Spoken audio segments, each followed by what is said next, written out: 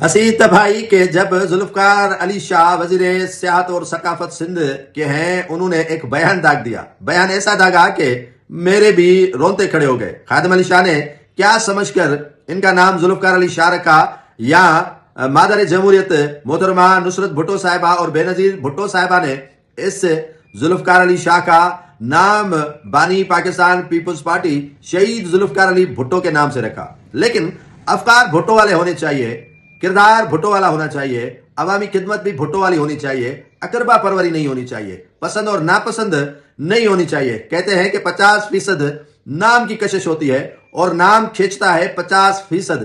لیکن پتہ نہیں ذوالفقار علی شاہ نام تو نصرت بھٹو صاحبہ نے اپنے شوہر اور بے نظیر بھٹو صاحبہ نے اپنے والد کا رکھا، اور اسی جماعت کی ٹکٹ پر موصوف وزیر بھی ہیں اور MP بھی ہیں. لیکن عوامی خدمات کا جذبہ ان میں کیوں نہیں آ رہا؟ یہ عوام ذوالفقار علی شاہ سے ضرور پوچھے کہ شاہ صاحب، خادم علی شاہ، نصرت بھٹو صاحبہ اور بے نظیر بھٹو صاحبہ نے آپ کا نام تو ذوالفقار علی شاہ رکھا، لیکن کام ذوالفقار علی بھٹو والے آپ میں نظر کیوں نہیں آ رہے؟